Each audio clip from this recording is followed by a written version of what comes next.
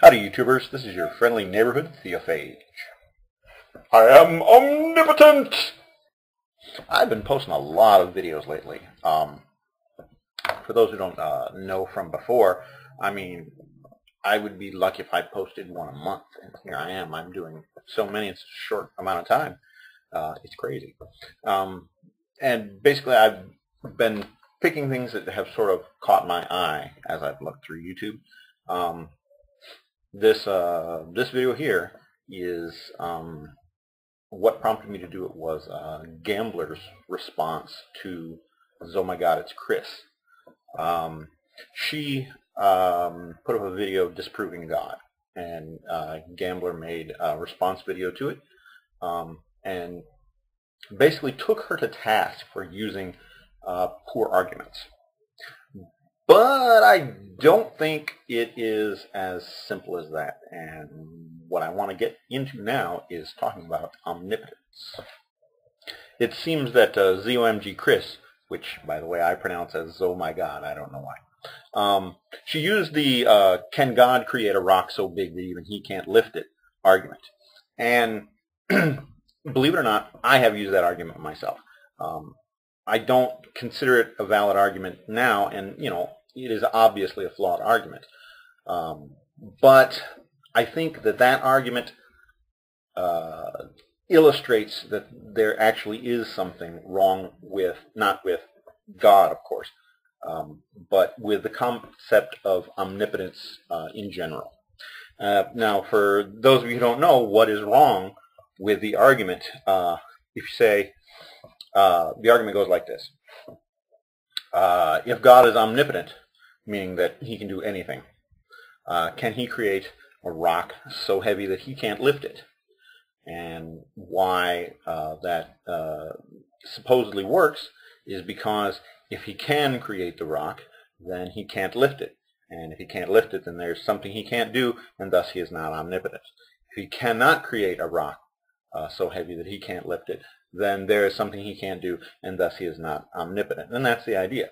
And of course, the correct solution to this seeming problem with God's omnipotence is the fact that what we're asking God to do is an impossible thing.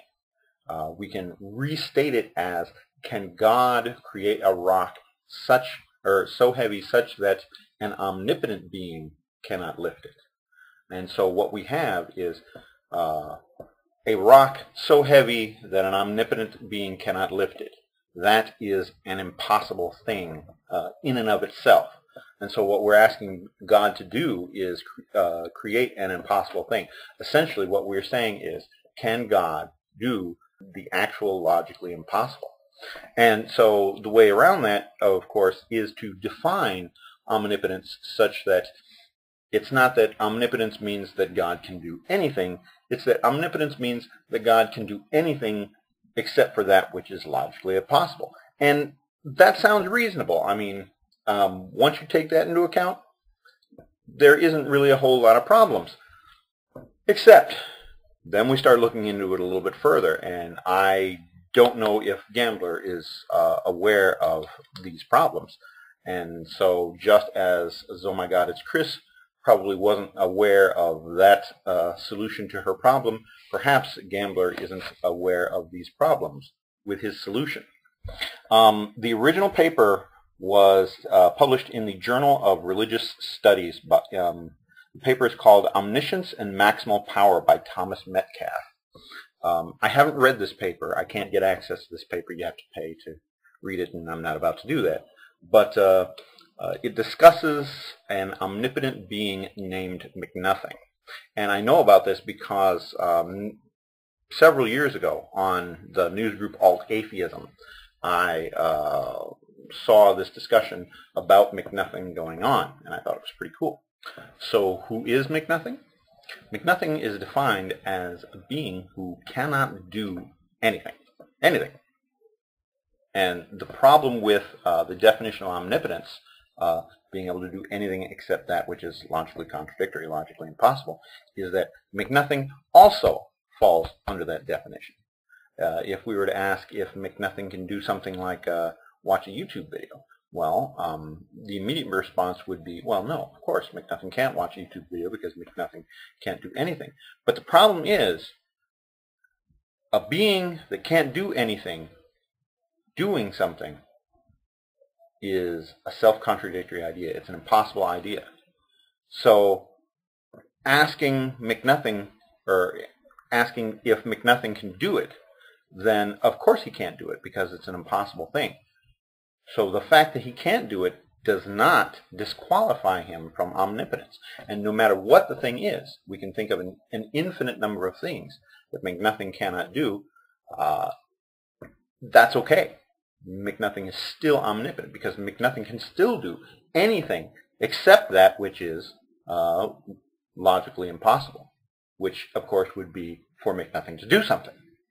So, as we can see, as good as that definition is of omnipotence, and as much as it solves the original problem about the rock, the problem is now we've got beings who can't do anything at all, who are also omnipotent because of this definition. The whole idea of omnipotence is a little screwy because of this. And it gets even worse when we think about the idea of multiple omnipotent beings existing in the same universe. You would think that there can't be more than one omnipotent God, simply because they would be clashing.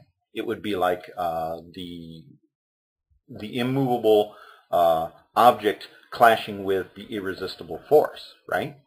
And that's an impossibility. So we can't have more than one omnipotent being in the universe. But the problem is you could have more than one McNuffin in the universe. They would be omnipotent beings. There would be more than one of them. They wouldn't clash at all. In fact, you could have an infinite number of McNuffins in the universe. So you could have an infinite number of omnipotent beings. And again, it gets even worse because you would think, oh, well, that's because there's something wrong with the concept of McNuffin, and, you know, it doesn't matter whether you can have more than one McNuffin in the universe. But the problem is using this idea of omnipotence, you could still have more than one omnipotent God in the universe, and they wouldn't clash. It wouldn't be a paradox like the irresistible force and the immovable object, because they wouldn't clash. When one omnipotent being would try to do something that the other omnipotent being resisted, they couldn't. But it would not infringe on their omnipotence because, for example, say one omnipotent being wanted to pick up this believer and take him to heaven, and the other omnipotent being did not want that believer to go. Who wins if they're both omnipotent? Well, the idea is the first omnipotent being is trying to do something impossible, trying to take this believer away to in heaven against the wishes of an omnipotent being, and that's an impossible thing.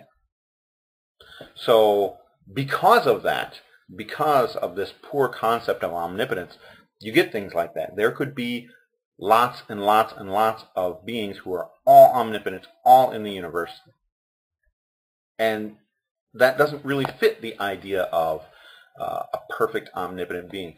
And that, I think, really gets to the heart of the problem with omnipotence. Why do we believe that God is omnipotent? And I think the reason why we do is simply because of human psychology. Psychologically, we want a God that is powerful, that is more powerful than a human being. We want a God who has the most power, the most possible power. We want a God that is perfect. And if we start thinking of things that God can't do, well, then God seems less than perfect. So I think the whole idea of omnipotence is a human psychological expectation placed on God. Of course, now, I am a non-believer in God. I think the whole concept of God is a human psychological expectation. But certainly, I think in this case of omnipotence, that's what it is. We want God to be all-powerful. We want God to be able to do anything, regardless of what kind of logical problems that entails. Regardless of whether omnipotence really is a logically coherent concept or not. We want it, and so he is, and so that's that. Anyway, let me know what you think. I would be interested to hear if anyone has a better concept of omnipotence, whether or not you believe that omnipotence can be done away with altogether. Is it necessary for God to have omnipotence? Some people would argue yes, God simply isn't God without it. And I'd be interested in what you have to say about that. Thanks. Omnipotent!